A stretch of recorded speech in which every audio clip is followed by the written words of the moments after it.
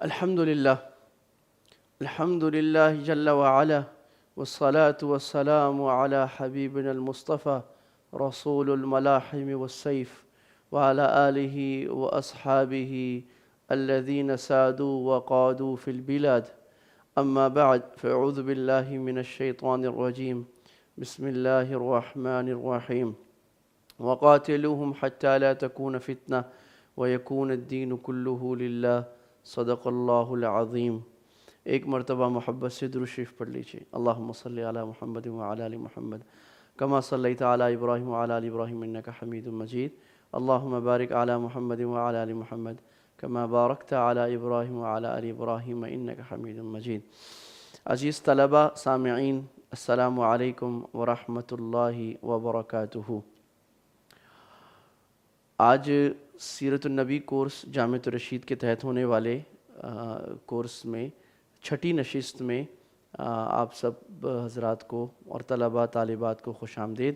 امید ہے کہ آپ اللہ کے نبی صلی اللہ علیہ وسلم کی زندگی کے مختلف گوشوں کو اور آپ صلی اللہ علیہ وسلم کی عملی زندگی میں سنتوں کو سیکھ رہے ہوں گے، اور بہت سے ایسے موضوعات بھی آ رہے ہوں گے جو موضوعات عام طور پر بیان نہیں کیے جاتے ہیں، عام طور پہ ان کے بارے میں تفصیلات معلوم نہیں ہوتی۔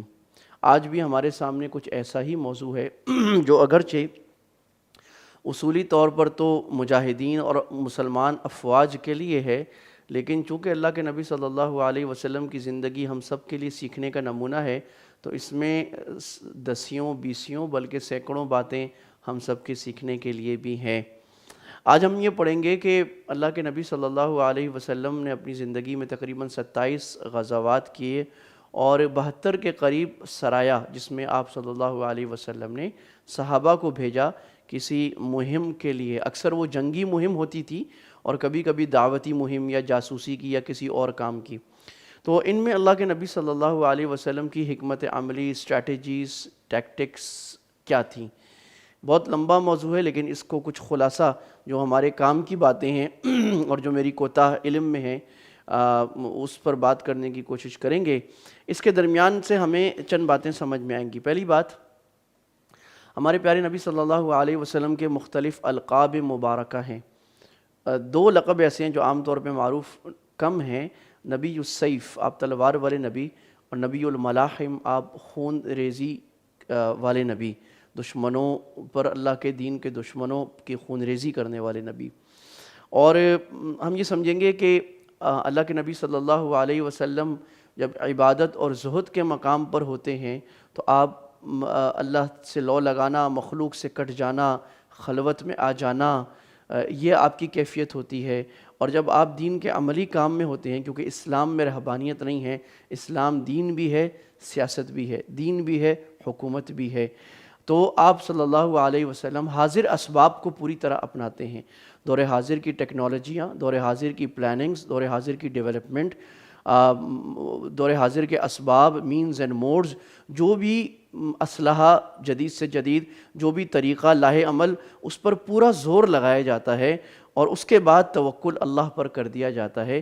اسی کو توکل کہتے ہیں کہ اسباب حاضرہ کو پوری طرح اپنانا اور پھر اللہ پر توکل کرنا۔ اسباب کو چھوڑنا توکل نہیں ہے۔ یہ اللہ کے نبی صلی اللہ علیہ وسلم کی پوری زندگی سے ہمیں، اور یہاں بھی ہمیں خوب اچھی طرح انشاءاللہ سمجھنے کی کوشش کریں گے۔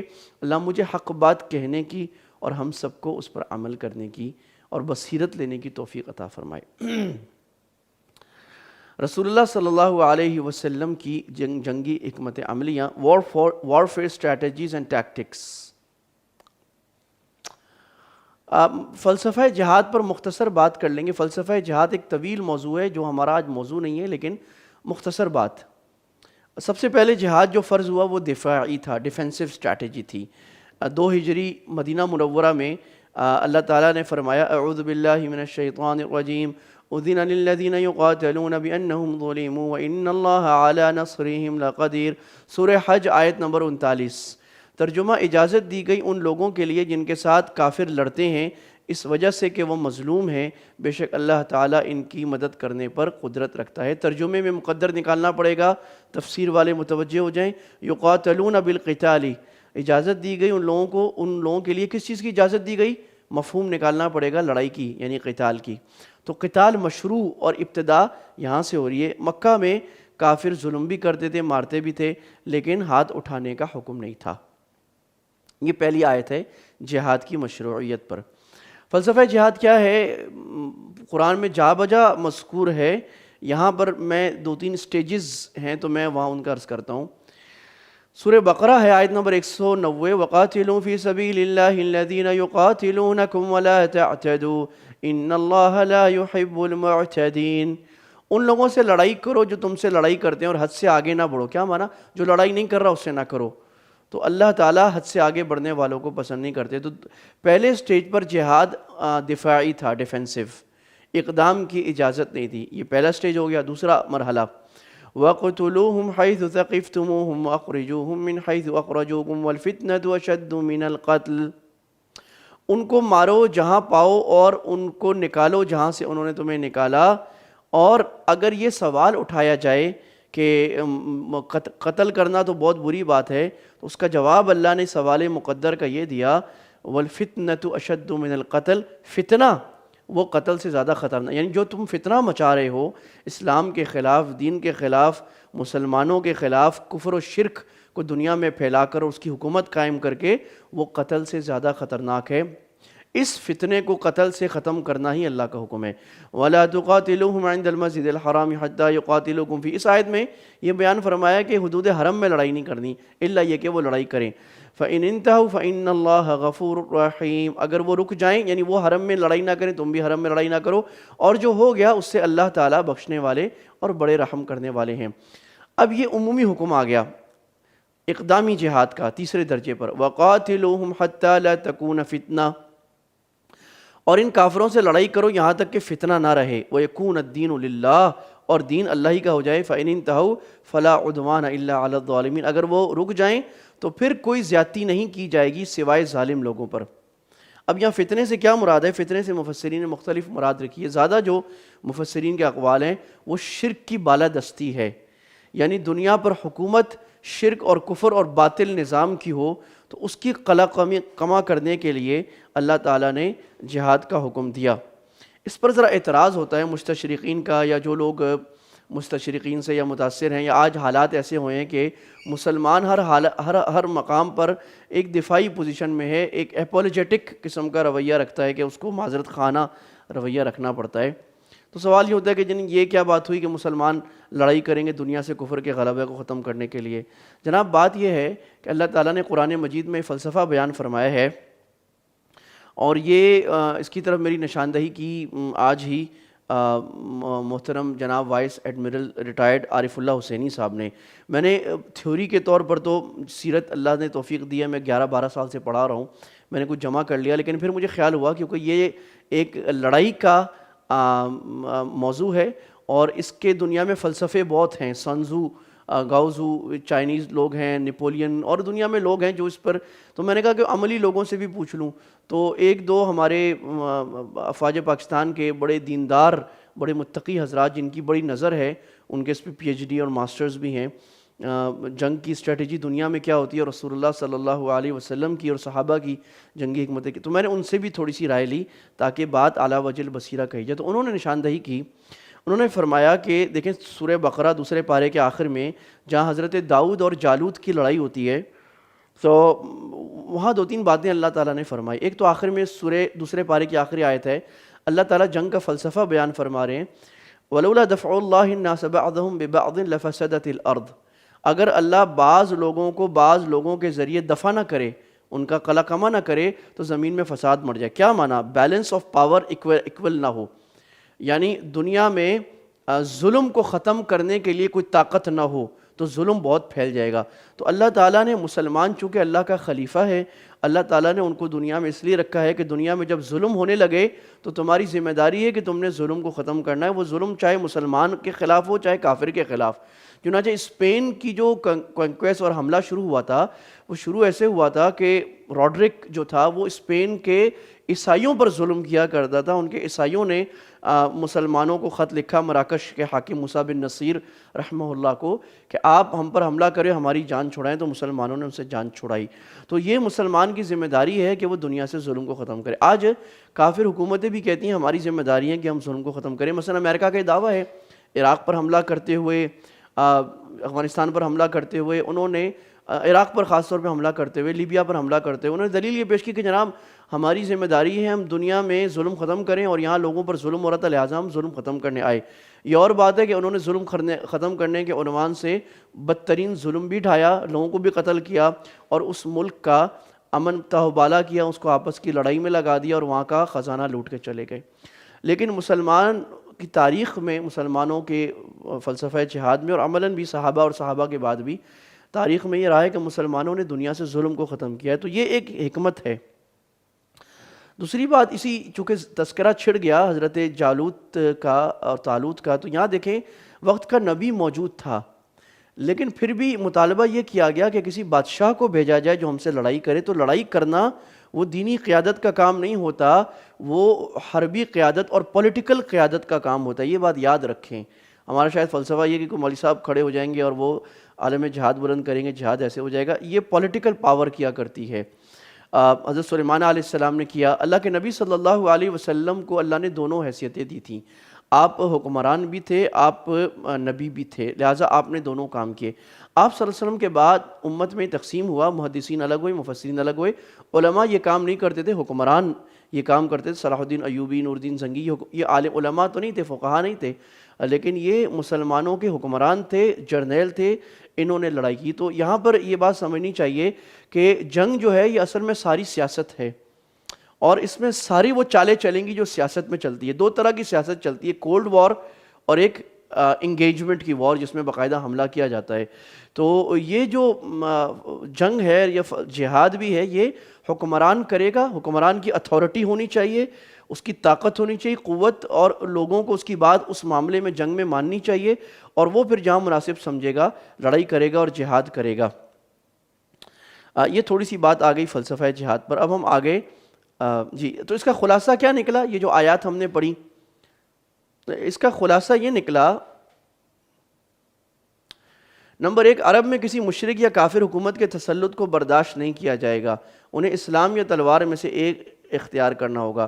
تو یہ جو وَاقْتُلُوهُمْ حَيْثُ ثَقِفْتُمُوهُمْ جو آیت گزری تھی، جہاں پاؤ مارو، یہ عرب کے بارے میں۔ عرب اسلام کا سٹرونگ ہولڈ ہے، اسلام کا بیس کیمپ ہے، وہاں کفر کا تسلط برداشت نہیں ہے۔ یہ بات یہ نہیں ہے کہ وہاں کافر نہیں آ سکتا، کافر عرب میں آ سکتا ہے، ہاں حدود حرم میں کافر نہیں آ سکتا، عرب میں کافر آ سکتا ہے، لیکن تسلط اور غلبے کے ساتھ نہیں آ سکتا، اتھارٹی کے ساتھ نہیں آ سکتا۔ اگر آئے گا تو اس کو جزیے کا آپشن نہیں ہے، اس سے لڑائی کی جائے گی۔ نمبر دو، غیر عربوں میں جو اسلام کے خلاف زیادتی، حملہ یا کھلی سازشیں کرے، اس کو دعوت، پھر جزیہ، پھر قتال۔ گویا کہ قتال جو ہے وہ لاسٹ آپشن ہے، لاسٹ ریزورٹ ہے۔ شروع میں لڑائی، مسلمان لڑائی کے لیے آئے نہیں ہیں، مسلمان دعوت کے لیے آئے ہیں۔ یہ فلسفہ سمجھ لیں، دعوت اور جہاد میں دونوں اونچی چیزیں امت کی، لیکن مسلمان آئیں دعوت کے لیے۔ پھر قتال کیوں ہوتا ہے؟ دعوت کے راستے میں جو لوگ حائل ہوتے ہیں اور مسلمانوں کی دعوت کے آگے مزاحمت کرتے ہیں اور اس کو توڑنے کی کوشش کرتے ہیں، ان سے جہاد کا حکم دیا جاتا ہے۔ تو دعوت و جہاد دونوں ساتھ، اور ہجرت و جہاد دونوں ساتھ ساتھ چلتے ہیں۔ لہٰذا بعض حضرات دعوت والے جہاد کی کمی بیان کرتے ہیں، بعض جہاد والے دعوت کی کمی بیان کرتے ہیں۔ دونوں طریقے غلط ہیں، دونوں اسلام کے بڑے اونچے نظریے اور اونچے اہم فرائض اور شعائر میں سے ہیں۔ دونوں کا موقع اپنی جگہ الگ الگ ہے۔ تو اچھا جی، اگر مسلمان فوجوں کے پاس قوت نہیں ہے تو قتال کا حکم موقوف ہے، چنانچہ یعنی اقدامی قتال کا، دفاعی کا نہیں، اقدامی کا موقوف ہو جائے گا۔ اس میں ایک شرط قوت بھی ہے، یہ اتفاقی باتیں ہیں۔ البتہ فوجی قوت بنانا مسلمان افواج پر فرض ہے۔ وَأَعِدُّوا لَهُم مَّا اسْتَطَعْتُم مِّن قُوَّةٍ، اللہ نے قرآن مجید میں فرمایا جتنی ہو سکے قوت بنا کے رکھو، اور اللہ کے نبی صلی اللہ علیہ وسلم نے حدیث میں فرمایا کہ یہ جو اللہ نے قرآن میں قوت کا کہا کہ مسلمان حکومتوں پر لازم ہے اپنی پوری بھرپور قوت تیار رکھیں، تو اس سے مراد، قوت سے مراد الا ان القوۃ الرمی، الا ان القوۃ الرمی، الا ان القوۃ الرمی۔ آپ نے 3 دفعہ فرمایا قوت اصل میں پھینکنے کی طاقت ہے۔ تو آج دیکھ لیں پوری دنیا مانی ہوئی ہے، اصل طاقت جو ہے وہ پھینکنے کی طاقت ہے۔ میزائل ٹیکنالوجی یا بوم ٹیکنالوجی، تو اصل طاقت اللہ کے نبی صلی اللہ علیہ وسلم نے، یا آپ کے اعجاز میں سے کہ آپ نے 1400 سال پہلے جو بات فرمائی وہ آج پوری طرح صادق آ رہی ہے۔ تو یہ مسلمان حکومتوں پر لازم ہے۔ الحمدللہ ہمیں فخر ہے اور شکر بھی کرنا چاہیے کہ پاکستان کے پاس عالم اسلام کی بہترین میزائل ٹیکنالوجی ہے۔ عالم اسلام، اور عالم اسلام میں ایک طاقت ہے جو نیوکلیر ہے، اور وہ پاکستان ہے، اور یہ ہمارا فخر ہے، اور امت مسلمہ بجا طور پر فخر کرتی ہے اور اس میزائل کو اپنا اسلامی میزائل کہتی ہے۔ اللہ تعالیٰ پاکستان کی اور ہماری حربی قوتوں کی حفاظت فرمائے اور ہمیں اتحاد عطا فرمائے، اور جو ہماری کمی کوتاہی ہے اس کو ختم فرمائے۔ اسی طرح ترکی بھی عالم اسلام کی ایک بہت بڑی حربی طاقت بھی ہے، اور ماشاءاللہ اب ایک نظریاتی طاقت بھی ہے، اس کی بھی حفاظت کے لیے بھی بڑی دعائیں کرنی چاہیے۔ باقی مصر اور شام بھی عسکری طاقتیں ہوا کرتی تھی، لیکن اس کو کافروں نے اپنی عیاری سے اور ہمارے اپنے لوگوں نے اپنی غداری اور سازشوں سے اس کو ڈائلوٹ کر دیا، ڈیفیوز کر دیا۔ نمبر 3، قتال کا حکم مسلمان حکومتوں کو ہے، انفرادی مسلمان کو نہیں۔ لہٰذا نمبر 1، انفرادی شخص کے لیے از خود یا گروہ یا تنظیم بنا کر کسی مسلمان حکومت کی اجازت کے بغیر جہاد کرنا ناجائز ہے، اور یہ بغاوت کے زمرے میں بھی آ سکتا ہے۔ یہ مسئلہ تمام فقہاء میں اتفاقی ہے۔ اگر حکومت جہاد سے کوتاہی کر رہی ہے تو عوام کو گناہ نہیں ہے، البتہ عوام پر ضروری ہے کہ حکومت کو ترغیب دے، سمجھائے، ان کو ترغیب دے اور ان کے سامنے دلائل رکھے، ان کے سامنے پرامن طریقے سے جو بھی آئینی طریقہ ہے اس کے مطابق ان کو باور کرانے کی کوشش کی کہ آپ پر جہاد فرض ہے۔ لیکن جہاد حملہ کرنا ہے نہیں کرنا، یاد رکھیے یہ فیصلہ عالم یا مفتی نہیں کر سکتا، یہ فیصلہ پھر قرآن کی روح سے یہ حاکم کرے گا، جرنیل کرے گا، یعنی سوورن اتھارٹی کرے گا۔ جب تک جنگ ناگزیر نہ ہو جائے نہ کرنا، سب سے پہلے دعوت دینا، جزیہ کی پیشکش کرنا، لڑائی ہے اس وقت جب دشمن شر پر تیار ہو۔ اگر وہ جنگ نہ کرنا چاہ رہا ہو تو لازم نہیں ہے۔ اچھا بھائی، اس کی میں نے انگریزی لکھی ہوئی تھی، وہ کہاں چلی گئی؟ اچھا چلے، اس کو کہتے ہیں جناب انٹرنیشنل وار میں جس ایڈ بیلم۔ انٹرنیشنل لاء جو ہے آج دنیا میں پورا ہے، international law for war and peace, جنگ کا اور امن کا عالمی قانون، اور ماشاءاللہ اس میں ایک بڑی اہم بات ہے کہ دنیا میں آج یہ کہا جاتا ہے کہ دنیا میں انٹرنیشنل لاء پہ سب سے پہلے مغرب نے، اقوام متحدہ نے قانون سازی کی ہے۔ صحیح بات یہ ہے کہ دنیا میں اس پر سب سے پہلی کتاب وہ امام محمد رحمہ اللہ تعالی، محمد ابن حسن الشیبانی رحمہ اللہ، جو امام ابو حنیفہ کے ماینات شاگرد اور امام ابو حنیفہ کے سارے کاموں کو جنہوں نے کتابی شکل میں رکھا انہوں نے لکھی ہے، اور انہیں 2 کتابیں انٹرنیشنل لاء پر لکھی ہیں کہ کب جنگ کرنی ہے، کب نہیں کرنی، اور جب جنگ ہو جائے اس کے آداب کیا ہیں۔ تو پہلی کتاب کا نام السیر الصغیر ہے، جس کی ہمارے ڈاکٹر محمد غازی صاحب نے ترجمہ بھی کیا، the shorter book of Muslim سیر، اور السیر الکبیر دوسری کتاب ہے جس میں جو بڑی کتاب ہے انٹرنیشنل لاء پہ، اس میں اللہ کے نبی صلی اللہ علیہ وسلم کی جنگ حکمت عملی، آپ کے اقوال اور فقہا کے اصولوں کی روشنی میں بڑی تفصیل سے لکھا ہے کہ مسلمان حکومتوں کو کب جنگ کرنی، کب نہیں کرنی، قیدی آ جائیں کیا کرنا ہے، کب حملہ کرنا ہے نہیں کرنا، حملہ ہو جائے کیا کرنا ہے، بہت تفصیلی قوانین ہیں اس میں۔ پھر آج دنیا میں جو انٹرنیشنل لاء ہے اس کو IHL بھی کہا جاتا ہے۔ جس ایڈ بیلم کا مطلب ہوتا ہے کہ جنگ کب جائز ہے، کب جنگ کرنا کسی ملک کے لیے جائز ہے۔ تو یہ پہلی اصطلاح جس ایڈ بیلم، رومن کی اصطلاح آج استعمال ہوتی ہے۔ اس کو IHL بھی کہتے ہیں، international humanitarian law and right to protect, ایک اس کے نیچے ہے R2P، یعنی ان پر ضروری ہوتا ہے انٹرنیشنل کمیونٹی پر کہ جب جنگ ہو جائے کسی پر ظالمانہ اس کی حفاظت کرے۔ جنیوا کنونشنز 1 2 3 یہ ہے کہ جنیوا کنونشنز میں بات آئی کہ جنگ کیسے ہوگی، جنگ میں کس کس کی حفاظت کی جائے گی، میڈکس کو نہیں مارا جائے گا، بچوں عورتوں کو نہیں مارا جائے گا، عمارتوں کو نہیں اڑایا جائے گا۔ ICRC وہ ادارہ ہے جو دنیا میں جنگ زدہ ممالک میں ریہیبلیشن کے لیے، یعنی ان کے جو لوگ مظلوم ہوں، مر رہے ہوں، بھوک زدہ ہوں، زخمی ہوں، ان کی مدد کرتی ہے۔ اور ICRC بہرحال ایک ایسا ادارہ ہے جو دنیا میں اب تک کسی مذہب کے تعصب کے بغیر کام کرتا ہے۔ اور افغانستان میں جب جنگ تھی طالبان کی، شمالی اتحاد کی، طالبان کی، امریکہ کی، تو ICRC کو دونوں طرف کام کرنے کی اجازت تھی، کیونکہ ICRC پہ مسلمانوں، غیر مسلموں سب کا اعتماد ہے کہ یہ صرف کام کرتے ہیں اور لوگوں کی داد رسی کرتے ہیں۔ یونائٹڈ نیشن چارٹر 7 کے مطابق دنیا میں جنگ کو، اور ٹریٹی آف پیرس اصل میں ہوئی تھی، اس کے مطابق جب دوسری جنگ عظیم کے بعد دنیا بیٹھی اور یہ طے ہوا کہ جنگ آج کے بعد سے آؤٹ لاڈ ہے، یعنی جنگ جو ہے وہ ناجائز ہے، جنگ کرنا جائز نہیں ہے، الا یہ کہ کسی پر ظلم ہو تو وہ اپنے ڈیفنس میں جنگ کر سکتا ہے۔ پھر دنیا میں اس کے قوانین ہیں کہ کن کن صورتوں میں کسی پہ ملک کے لیے جنگ کرنے کی اجازت ہے، ورنہ دنیا نے ایک معاہدہ آپس میں اقوام متحدہ کے اس چارٹر کے ذریعے کر رکھا ہے کہ ہم ایک دوسرے پر ایگریشن اور جنگ نہیں کریں گے۔ تو جسٹ ایٹ بیلن کا اسلامی قانون کیا ہے وہ اللہ کے نبی کی زندگی میں ہم دیکھیں گے، اور ہم نے پہلے پڑھ لیا کہ اسلام میں کب کسی ملک پر آپ حملہ کر سکتے ہیں، اس کا کچھ خلاصہ ہم نے پڑھ لیا۔ دوسری چیز ہوتی ہے آداب جنگ، جس کو کہتے ہیں جس ان بیلو۔ جس ان بیلو کا مطلب ہے جب جنگ شروع ہو گئی اب آپ کو کون سے آداب ہیں یا ایتھکس آف وار ہیں جو آپ کو کرنے ہیں، کیا کرنا ہے کیا نہیں کرنا، کیا کرنا جائز ہے، کس کو مارنا جائز ہے کس کو نہ مارنا جائز ہے، کس کو قیدی بنانا روا ہے کس کو قیدی نہ بنانا روا ہے، کیا دنیا کے تو دنیا میں اس کا ایک قانون بنا ہوا ہے۔ لیکن اللہ کے نبی صلی اللہ علیہ وسلم نے جو ممتاز اور سنہرا قانون جس ان بیلو کا یا IHL کا دیا تھا، وہ آج دنیا اسی کی خوشہ چین ہے اور اسی میں سے لے رہی ہے۔ اگرچہ ان کا تعصب یہ ہے کہ وہ مانتے نہیں ہیں کھلے دل سے، کہیں کہیں بیچارے مان جاتے ہیں لیکن مانتے نہیں ہیں، لیکن صحیح بات یہی ہے۔ نمبر ایک، صرف لڑنے والوں کو مارنا، محاربین کمبیٹنٹس کو مارنا۔ رسول اللہ صلی اللہ علیہ وسلم نے جب اللہ کے نبی کا نام آیا آپ سیرت پڑھے تو صلی اللہ علیہ وسلم کثرت سے پڑھا جائے۔ سیرت پڑھنے سے ہمیں کوئی اور فائدہ ہو نہ ہو، یہ فائدہ ہے کہ اللہ کے نبی صلی اللہ علیہ وسلم پہ درود و سلام کثرت سے پیش کیا جائے۔ ویسے ہی جمعے کی رات آ رہی ہے اور ایک مرتبہ ہم سلام پیش کریں گے، اللہ 10 مرتبہ رحمت، تو کثرت سے، اس میں بالکل کنجوسی نہ کی جائے۔ جی، تو بچوں، بوڑھوں، عورتوں، مذہبی پیشواؤں اور جنگ میں اجرت پر کام کرنے والوں کو قتل کرنے سے منع فرمایا۔ اسی میں غیر مقاتلین سویلینز بھی داخل ہیں۔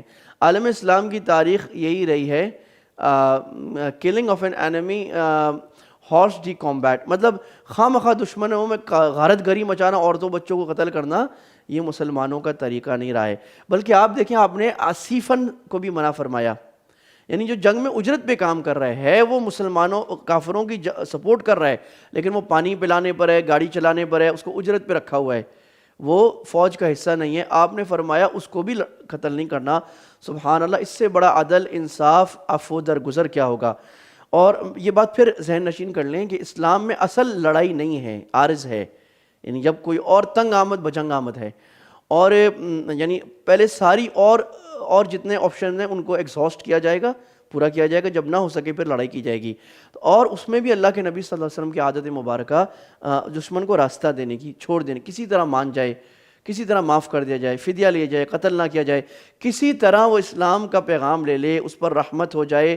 تو آپ کا نبی الرحمہ اور رحمت للعالمین کا مظہر آپ کی جنگوں میں بھی نظر آتا ہے، اور جو دنیا کے جنگوں میں نظر نہیں آیا۔ دنیا میں کافروں سے جب بھی جنگیں ہوئی ہیں مسلمانوں کی یا بعد میں عالم اسلام کی، انہوں نے سخت خون ریزی مچائی ہے، مسلمانوں کے قیدیوں کو قتل کیا ہے، بلا وجہ عورتوں کی عصمت دری کی ہے، شہروں کو تباہ کیا ہے، جبکہ مسلمانوں نے عفو درگزر کا کام کیا ہے۔ دشمن خواتین کی عصمت دری پر حد، چنانچہ واقعہ ملتا ہے، کیس ایک ملتا ہے، زرار بن الاوزر کا ایک قیدی عورت سے انہوں نے صحبت کر لی، یعنی زبردستی سے، تو جس میں عمر رضی اللہ عنہ نے خالد بن ولید رضی اللہ عنہ کو اس سے قتل کرنے کا حکم فرمایا کہ دشمن کی قیدی عورتوں سے بدکاری جائز نہیں ہے، وہ حلال نہیں ہے۔ اور یہ اور بات ہے کہ وہ زرار بن الاوزر جو تھا وہ پہلے ہی خود مر گیا۔ اچھا، جو تسلیم ہو جائے اسے قتل نہ کرنا، سرنڈر۔ اس میں اللہ سبحانہ وتعالیٰ کا فرمان ہے، اگر مشرکین میں سے کوئی شخص پناہ مانگے، وَإِنْ أَحَدٌ مِّنَ الْمُشْرِكِينَ اسْتَجَارَكَ فَأَجِرْ، تو آپ اسے پناہ دے دیں یہاں تک کہ وہ اللہ کا کلام سنیں اور اس کو دین کی دعوت بھی دیں، پھر اس کو پہنچا دیں اس کی امن کی جگہ تک، اس لیے کہ بے شک یہ لوگ ایسے ہیں جو علم نہیں رکھتے۔ یعنی اس کو سبحان اللہ عذر دیا جاتا ہے کہ وہ علم نہیں ہے، تو کافر جو آدمی تسلیم ہو جائے اس کو یہ کہ مارنا نہیں ہے، بلکہ اس کو پیسے دے کے مسلمانوں کی فوج کے امن میں اس کے ملک یا کافروں کی سرحدوں میں دشمن کی سرحدوں تک چھوڑ کے آنا ہے۔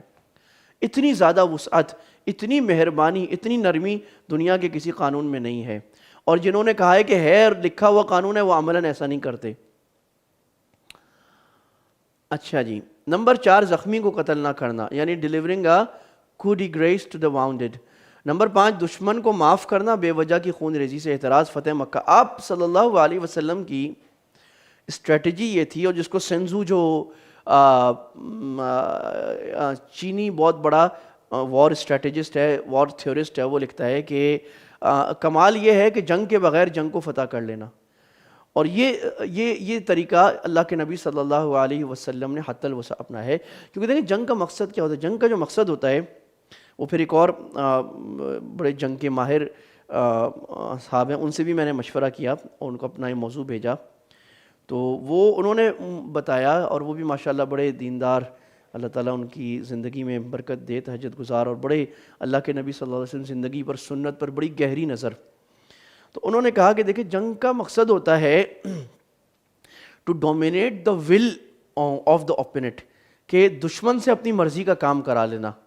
جنگ کا مقصد قتل نہیں ہوتا، مار دھاڑ نہیں ہوتی، بلکہ مار دھاڑ یہ صرف اسلحہ ڈرانے کے لیے استعمال ہوتا ہے۔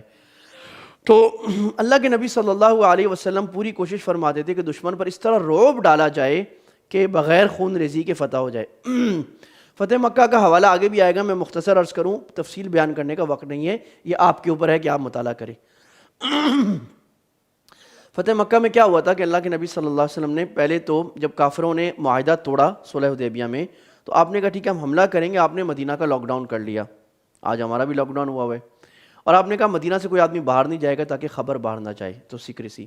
اور پھر آپ صلی اللہ علیہ وسلم 8 رمضان کو نکلے اور آپ گئے، اور اس طرح چھپ کے کافروں کے مکہ کے سر پہ پہنچ گئے کہ جب آپ مکہ کے باہر خیمہ زن ہوئے، اس وقت مشرکین مکہ کو پتہ لگا کہ اللہ کے نبی آ گئے، تو گویا کہ ایک ایلیمنٹ آف سرپرائز آپ نے دیا، اور ایسا بھوکلا دیا ان کو کہ ان کو تیاری کرنے کا وقت ہی نہ رہا، اور مکہ کا اکثر حصہ وہ صلح سے فتح ہو گیا۔ اگرچہ پیچھے سے حضرت خالد بن ولید رضی اللہ عنہ نے حملہ کیا، کچھ لڑائی بھی ہوئی، لیکن بہت تھوڑی سی، اکثر مکہ جو ہے صلحاً فتح ہوا۔ تو آپ کی حکمت یہ تھی کہ خون ریزی نہ ہو، کیونکہ مکہ اور لوگ مسلمان ہو جائیں، اور مکہ حدود حرم ہے اور آپ کا خاندان ہے، آپ چاہتے تھے کہ ان کو ڈرا دھمکا کر، رعب ڈال کر فتح کر لیا جائے۔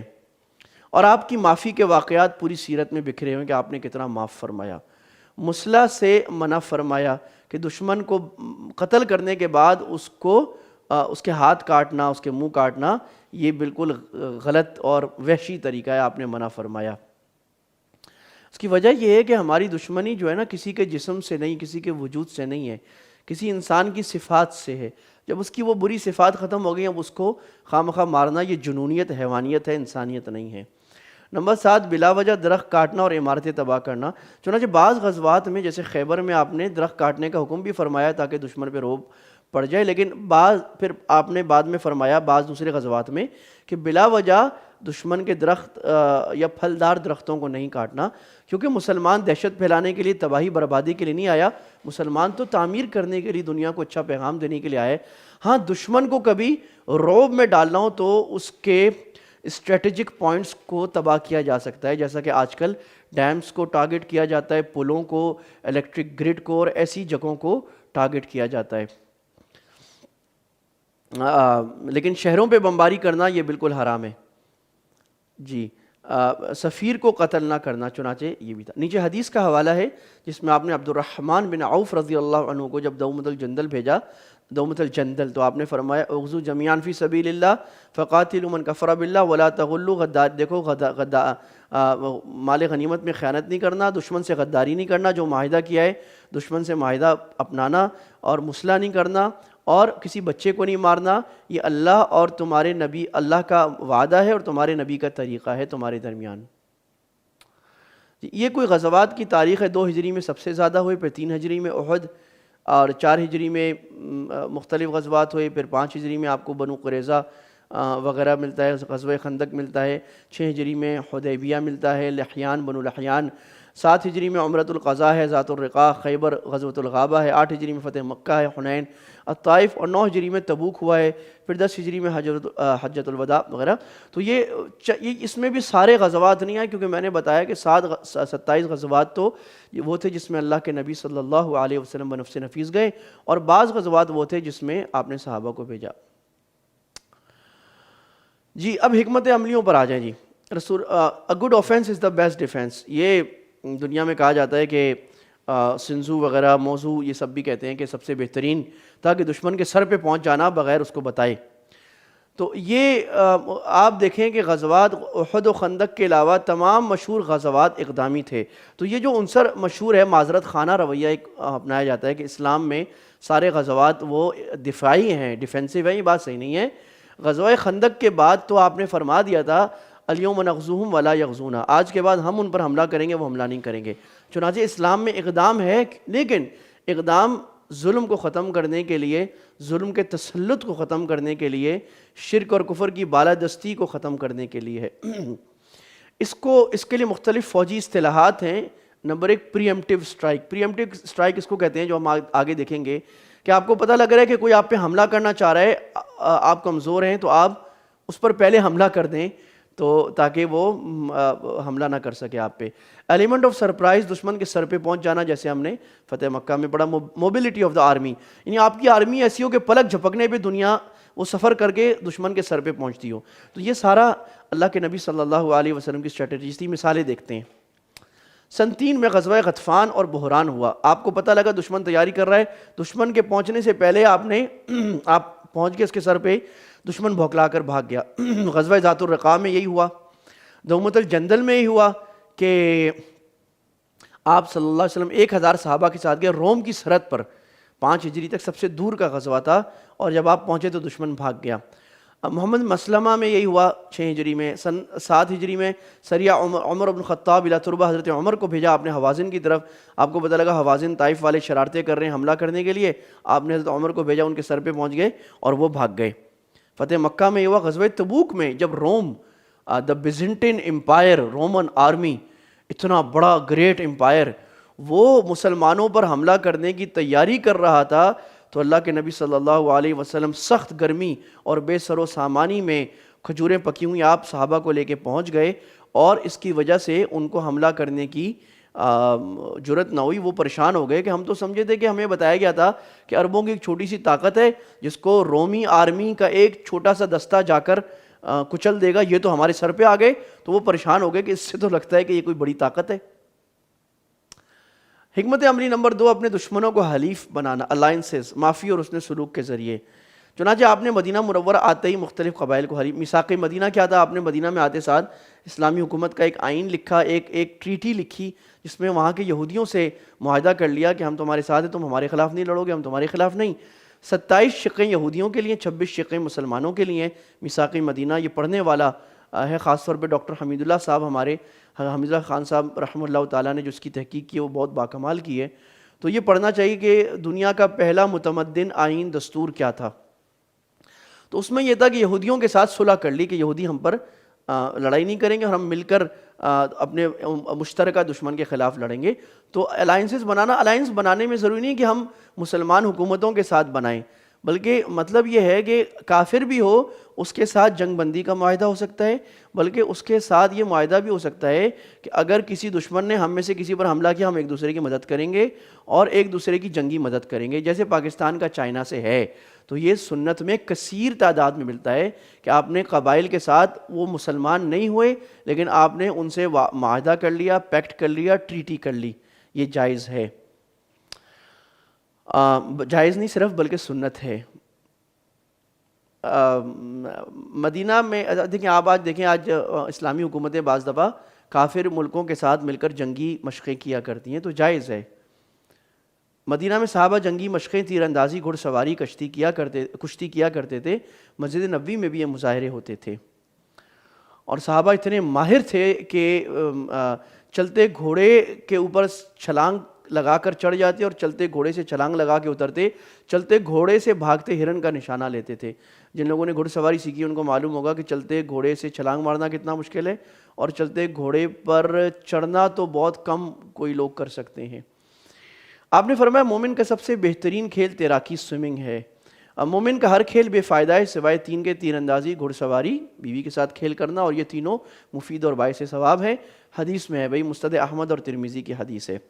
تو چنانچہ مقصد یہ ہے کہ مومن جو ہے وہ فٹ ہوں، اور مومنین جو ہیں وہ جنگی لحاظ سے، جسمانی لحاظ سے بہت طاقتور ہوں. اور یہ ہمارے لیے تازیانہ عبرت ہے. بدقسمتی سے آج امت کافرہ بہت فٹ ہے. ان کے ممالک میں جب بھی جانا ہوتا ہے تو وہاں صبح اور شام کو سارے لوگ بھاگ رہے ہوتے ہیں, کوئی دوڑ رہا ہوتا ہے, کوئی سائیکلنگ کر رہا ہوتا ہے. پورا یورپ, پورا امریکہ, کوریا ایسا ہی ہے. مسلمان ممالک میں ملیشیا اور ترکی تھوڑے سے ایسے مل جاتے ہیں, تھوڑے سے, اور کافر ممالک سارے ایسے ہیں. اور اگر چھٹی کے دن آپ دیکھیں گے تو چھٹی کے دن وہ کشتی چلا رہے ہوتے ہیں, پہاڑ پہ چڑھ رہے ہوتے ہیں, 8-8 10-10 کلومیٹر پہاڑ پہ چڑھتے سائیکلنگ کرتے. میں نے خود ان ممالک میں, جرمنی میں, سوئٹزرلینڈ میں لوگوں کو دیکھا ہے. اور کثیر تعداد میں 70-70 سال کے بوڑھے, یہ میری آنکھوں کے دیکھے ہوئے واقعات ہیں. ہمارا کیا ہوتا ہے معاملہ کہ جناب صبح 10 بجے تک آپ الٹے پڑ جائیں, سو جائیں, الٹا ہو کے انرجی گین کر رہے ہیں. دفتر میں جا کے بیٹھ جائیں, چائے پئیں, کھانا کھائیں, صبح ناشتہ کریں, 11 بجے دوپہر کو کھانا کھائیں, شام کو پکوڑے منگوا لیں, اور ماشاءاللہ جناب رات کو پھر کھا لیں, اور رات کو پھر ہلکی ہلکی بھوک میں ہلکا ہلکا ٹک بھی کھا لیں, 12 بجے بیٹھ کے ڈیلیوری منگوا لیں میکڈونلڈ KFC کی. یہ ہمارا لائف سٹائل ہے. تو آپ دیکھ لیں سنت کے مطابق پھر اللہ فتح کس کو دے گا, اللہ کامیابی کس کو دے گا, جو سنت کے طریقے پہ چل رہا ہے یا جو اللہ کے نبی کی سنت کے خلاف چل رہے. اور چھٹی کے دن ہمارا کیا ہوتا ہے, سارا دن سوتے رہنا, پھر دوستوں کے ساتھ بیٹھ کے تاش کھیل لینا. جبکہ وہ لوگ چھٹی کے دن اپنی فٹنس بڑھاتے ہیں. ان کا ایک عام آدمی 10 کلومیٹر کی میراتھن تو ہر لڑکا لڑکی دوڑ سکتا ہے. سائیکل اٹھا کے ٹرین اسٹیشن میں نیچے جانا, سائیکل اٹھا کے ٹرین اسٹیشن اوپر جانا, 30-40-50 کلومیٹر سائیکل چلانا عام بات ہے, کوئی ایسا مشکل کام نہیں ہے. تو ہمیں ضرورت ہے کہ ہم سنت کے مطابق اپنے اس پر افسوس کریں, اپنے لائف سٹائل کو تبدیل کریں, عبرت حاصل کریں.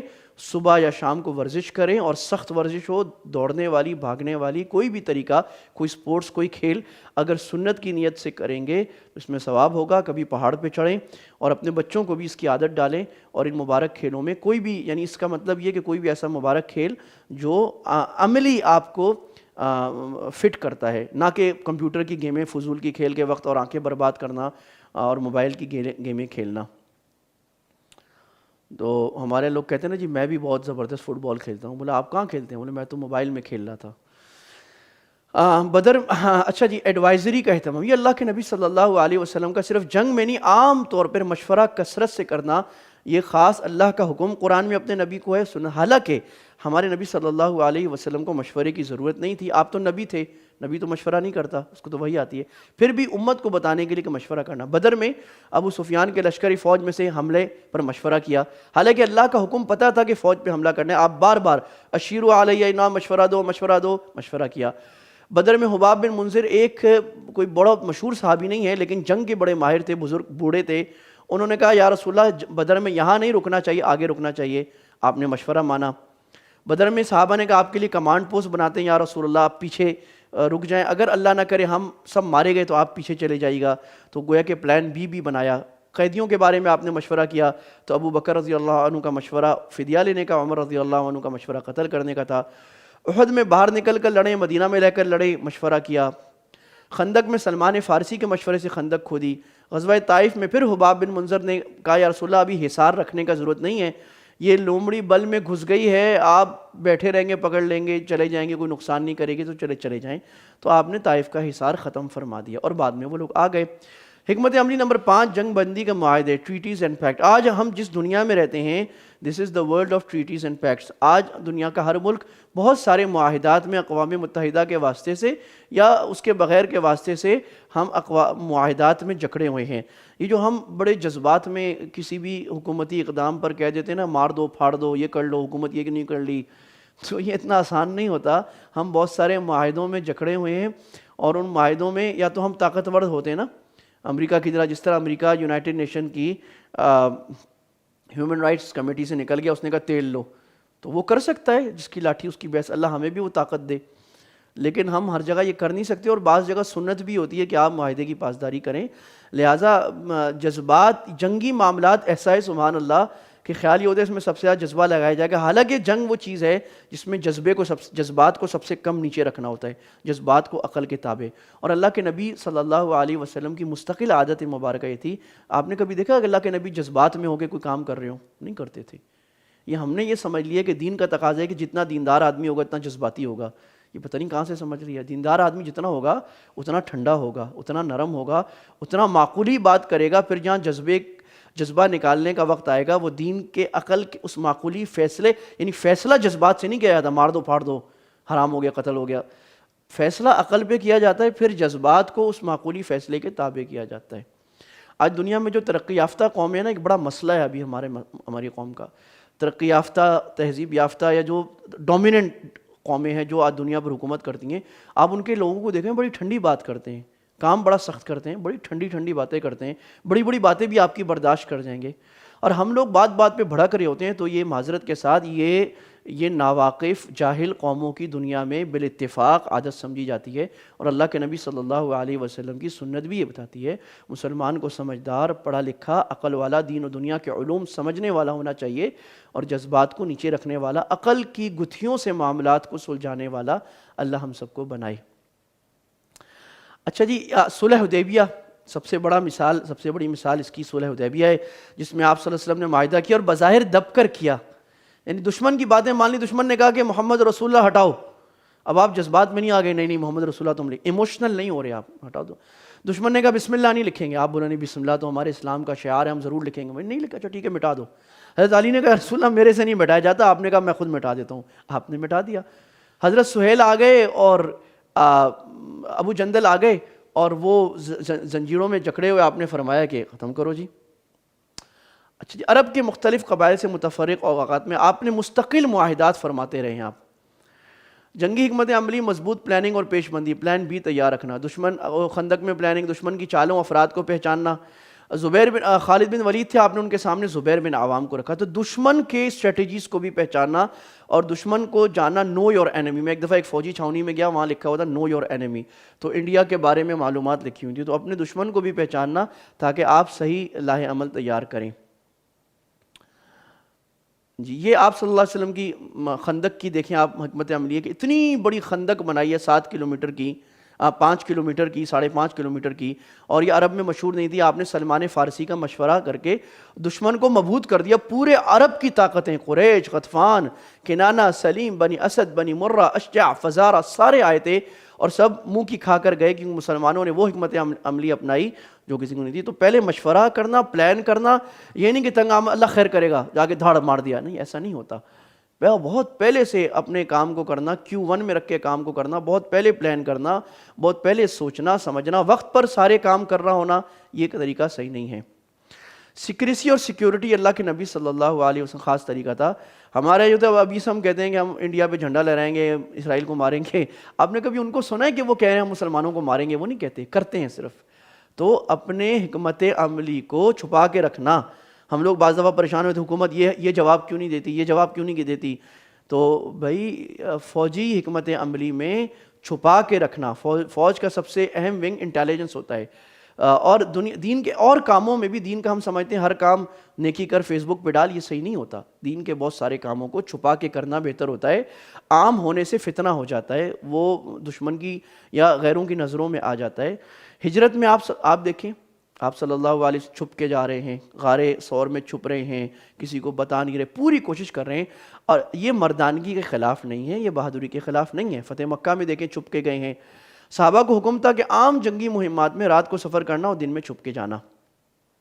جاسوسی کا مدینہ میں بڑا مضبوط نیٹ ورک تھا. تو ایسا نہیں تھا کہ تسبیح پکڑ کے مسجد میں آپ بیٹھ جائیں اور پھر آپ ایک پھونک ماریں گے اسرائیل کے جہاز گر جائیں گے، دوسری پھونک ماریں گے امریکہ کے ٹینکوں میں کیڑے پڑ جائیں گے. ایسا نہیں ہوتا.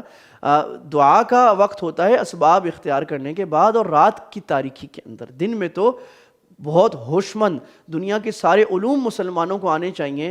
دنیا کی ساری ٹیکنالوجی، اس کے لیے جتنے سائنس، جتنی فزکس، جتنی انجینئرنگ، جتنی کمپیوٹر سائنس، جو کچھ سیکھنا ضروری ہے مسلمانوں کو سیکھنا ضروری ہے، اور اس کے بغیر مسلمان قوم دنیا میں آگے نہیں بڑھ سکتی. اور یہ سارے علوم پڑھنا امت پر فرض کفایہ ہے. اگر کوئی مسلمان قوم یہ علوم نہیں پڑھتی، medical, surgery, politics, military strategy, physics, technology, تو وہ گناہ گار ہے اللہ کے ہاں. یہ امت پر فرض ہے. لیکن یہ سارے کام علماء پر فرض نہیں. علماء پر قرآن و حدیث کی حفاظت فرض ہے. یہ آپ لوگوں پر اور ساری دنیا پر اور حکومتوں پر اور ایجوکیشنسٹ پر فرض ہے کہ وہ دنیا میں اپنی ایجوکیشن نظام اس طرح بنائیں. اگر ہماری آج پاکستان میں اس کی کمی ہے تو اس کی ذمہ داری حکومتوں پر آتی ہے کہ انہوں نے پاکستان کا تعلیمی نظام اتنا مضبوط نہیں کیا کہ ہمارے لوگ تعلیم میں، ان تمام چیزوں میں تعلیم میں سرکردہ ہوتے. غزوہ القردہ میں آپ دیکھیں قریش پر عراق کے راستے میں، یہ بڑا دلچسپ بات ہے۔ قریش تجارت کرنے جاتے تھے مدینہ مکہ سے مدینہ، راستے میں مدینہ آتا تھا، مکہ سے شام، تو یوں جائیں تو شام یا راستے میں آئے گا۔ اب جب بیچ میں مدینہ آ گیا اور مسلمان ان کو آگے جانے نہیں دیتے تھے، تو 1 سال 3 ہجری میں وہ یوں گھوم کے گئے، عراق کے راستے سے یوں گئے۔ جب یوں گئے، اللہ کے نبی کو جاسوسی نیٹ ورک سے پھر پتہ لگ گیا اور آپ نے پھر حملہ کروایا وہاں پر۔ تو دیکھیں کہ یہ کام کرنا پڑتا ہے۔ انٹیلیجنس، ہمارے ہاں انٹیلیجنس کو ایسے سمجھتے ہیں کہ جو گویا کہ ہماری اسلامی ملک کی کوئی انٹیلیجنس جس کو ایسے سمجھتے ہیں جیسے کافروں کی ہے، اور وہ ہماری بھائی کا انٹیلیجنس ونگ کو جاسوسی کرنی پڑتی ہے۔ مدینہ میں منافقین کی جاسوسی ہوتی تھی، منافقین کی جاسوسی کا مطلب مسلمانوں کی بھی جاسوسی ہوتی تھی تاکہ پتہ لگے منافق کون ہے مسلمان کون ہے۔ تو یہ انٹیلیجنس کا ان کو ایسے ہم بنا دیتے ہیں کہ جیسے پتہ نہیں وہ چھپ کے کام کر رہے ہیں، جھوٹ بول رہے ہیں۔ ہمارے ایک صاحب کہہ رہے تھے ان کو کہ آپ لوگ جھوٹ بہت بولتے ہیں۔ بھائی انٹیلیجنس کا کام ہے چھپ کر بات کرنا، چال چلنا اللہ کے نبی کی زندگی میں کثرت سے آتا ہے۔ جی، یہ ہم نے مثال پڑھی عاصم بن ثابت رضی اللہ عنہ کو 10 ساتھیوں کے ساتھ باقاعدہ جاسوسی پہ بھیجا۔ دور حاضر کی ایجادات اور ٹیکنالوجی کا اختیار، یہ ایک نظریہ بعض لوگوں میں غلط بن گیا ہے کہ دین کا کام اگر اسباب کے بغیر ہوگا تو زیادہ اچھا ہوگا۔ یہ غلط بات ہے۔ دین کا کام دور حاضر کے جتنے جائز اسباب اختیار کر کے ہوگا اتنا سنت کے قریب ہوگا۔ جتنی جدید ٹیکنالوجی جائز اپنا کر، جائز میں عرض کر رہا ہوں، ہوگا تو وہ زیادہ بہتر ہوگا۔ یہ رہبانیت ہے کہ آپ کہیں کہ ٹیکنالوجی اور دنیا کی چیزوں کو نہیں لینا اور ہم پھونک ماریں گے، ذکر کریں گے اور کافر مغلوب ہو جائیں گے۔ پھونک مارنا ذکر کرنے کی اپنی وجہ ہے اور اس کا اسباب اختیار کرنے کا اپنا مقام ہے۔ خندق میں اہل فارس کی حکمت عملی یہ کافروں کا طریقہ ہے، تو کافروں کی ٹیکنالوجی لینے میں بھی حرج نہیں ہے۔ طائف میں الحسک الشائق بیریکیڈز لیا آپ نے، یہ بھی کافروں کی ٹیکنالوجی تھی۔ طائف میں منجنیق لی، کیٹاپلٹ لی، دبابہ، یہ سب کافروں کی ٹیکنالوجی ہے۔ حضرت زید کو کہا کہ یہود کی زبان سیکھیں، کافروں کی ٹیکنالوجی لینا۔ اصل میں ٹیکنالوجی یا سائنسز جو ہوتی ہیں وہ مسلمان کافر نہیں ہوتی۔ کلیشنکوف نہ مسلمان ہے نہ کافر ہے، وہ انسانیت کی ایجاد ہوتی ہے۔ جس کا ہاتھ لگے، جو اس سے فائدہ اٹھانا چاہے وہ فائدہ اٹھا سکتا ہے۔ یہ جی پہلے زمانے کے وہ اسلحے ہیں جو سنت میں اللہ کے نبی نے اختیار کیے، روم والوں سے لے کر یا یہودیوں سے لے کر۔ یہ منجنیق ہے، یہ دبابہ ہے۔ دبابہ ایک ٹاور ہوتا تھا جس کو قلعے پہ لگا کر اس کے اوپر چڑھ کے قلعے پر حملہ کر دیا جاتا تھا۔ حسک و شائق دشمن کو روکنے کے لیے بیریکیڈز ہوتے تھے، جس طرح کہ آج یہ لوہے کے لگائے جاتے ہیں۔ جی، غدر کرنے والوں کو نشان عبرت بنانا، تو جو مسلمانوں سے غداری کرے، مسلمانوں کو شہید کرے، اس کو یعنی سخت ریونج لینا چاہیے، اس کو چھوڑنا نہیں چاہیے۔ اگر آپ نے چھوڑ دیا تو وہ سمجھیں گے کہ مسلمان کمزور ہو گئے ہیں، یہ آپ نے بار بار زندگی میں فرمایا۔ ایسیسینیشن، دشمن کے بڑے سرداروں کو خفیہ قتل کرانا۔ چنانچہ 3 مثالیں میں نے لکھی ہیں جہاں آپ نے بڑے دلچسپ واقعات ہیں، آپ نے دشمن کے بڑے سرداروں کو چپ کر کے قتل کرایا۔ عبداللہ بن انیس، ایک صحابی گئے اڑا کر آ گئے، محمد مسلمہ 5 گئے، عبداللہ بن عتیق کے ساتھ 5 گئے، دشمن کے بڑے سردار کو جو مسلمانوں کے خلاف مسلسل سازشیں اور غداریاں اور دھوکے کرتا تھا اس کو قتل کر کے آ گئے۔ یہ ریفرنسز تھے کچھ جن ذرائع سے میں نے اپنی پریزنٹیشن کچھ تیار کی، اور کچھ انٹرویو بھی جنگ کے ماہرین سے لیے تھے۔ اللہ تعالی ہمیں اللہ کے نبی صلی اللہ علیہ وسلم کی پوری صحیح زندگی سمجھنے کی اور اس پر عمل کرنے کی توفیق عطا فرمائے۔